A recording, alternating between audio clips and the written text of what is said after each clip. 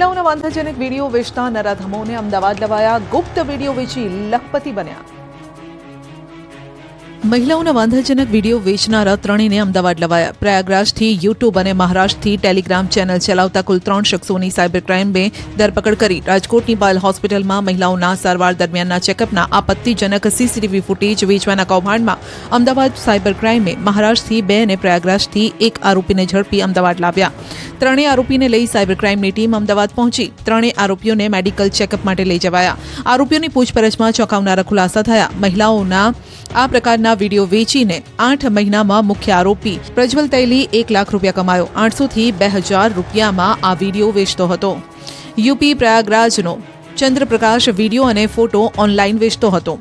Romania અને એન્ટાલિયાના IP એડ્રેસનો ઉપયોગ કરતા દેશની 60-70 હોસ્પિટલના વિડીયો હેક કર્યાનું કબૂલ્યું છે. આરોપીના ટેલિગ્રામમાં 100 થી વધુ સબસ્ક્રાઇબર્સ છે. હોસ્પિટલ ઉપરાંત થિયેટર, મોલ સહિતની મહિલાના વિડીયો મળી આવ્યા છે.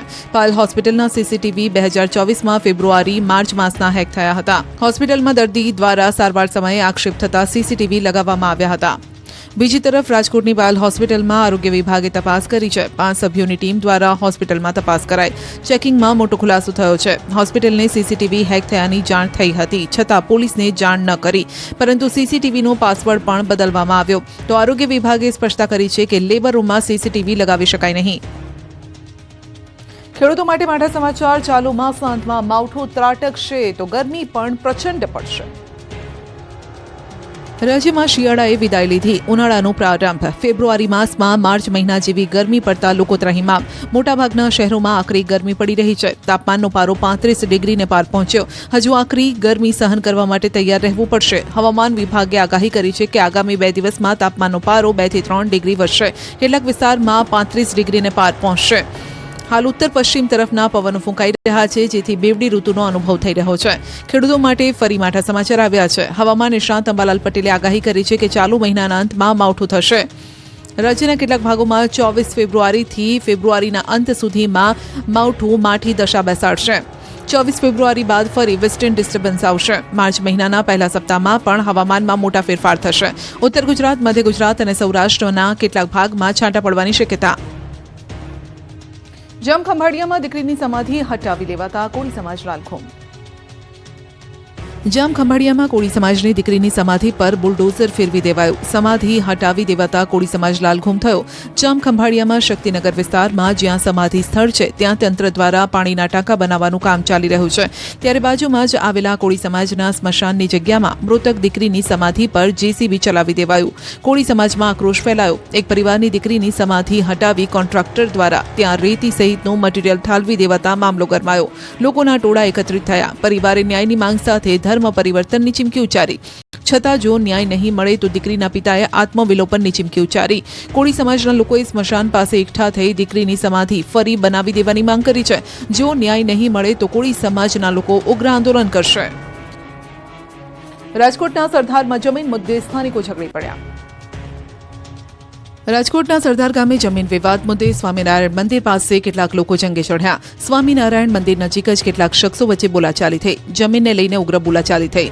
આ દરમિયાન મામલો બિચકતા મારામારી પર ઉતરી આવ્યા. જેસીબી તોડવાના મામલે સ્થાનિકો વચ્ચે ઝપાઝપી થઈ. જોરદાર ધમાલ થતા નાસભાગ મચી ગઈ. લોખંડના પાઇપ વડે હુમલો થયો.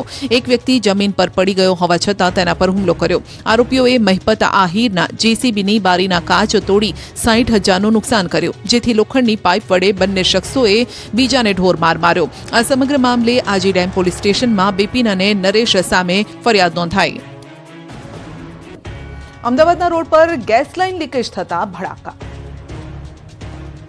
થયું ખોદકામ અને રોડ પર થયા ભડાકા. દ્રશ્યો છે અમદાવાદના.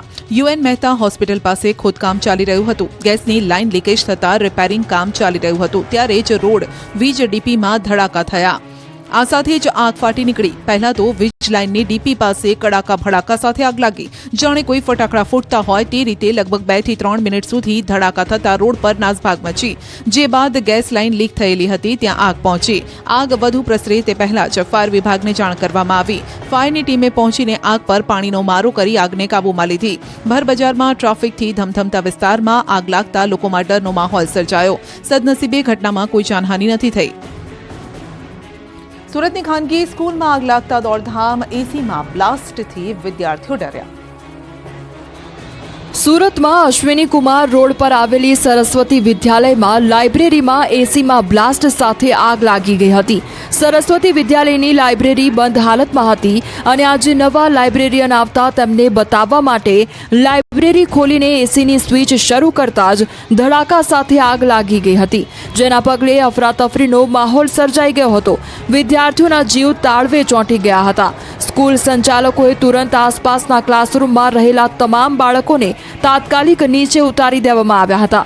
આ સાથે જ ફાયર વિભાગને પણ જાણ કરી દેવામાં આવી હતી અને સ્કૂલમાં રહેલા ફાયર સેફટી દ્વારા આગ પર કાબુ મેળવવાના પ્રયાસ પણ કરવામાં આવ્યા હતા. પણ 3 ફાયર સ્ટેશનની 6 થી વધુ ગાડીઓ દ્વારા પાણીનો મારો ચલાવીને ગણતરીની મિનિટોમાં આગ પર કાબુ મેળવી લેવામાં આવ્યો હતો.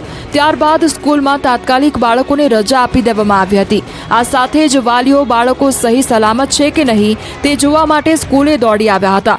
કેટલાક બાળકો વાલીઓને ભેટીને રડી પણ પડ્યા હતા.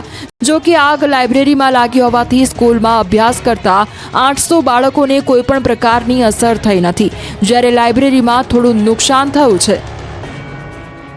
ભાવનગર, બનાસકાંઠા અને પાટણમાં ટપોરીઓએ આતંક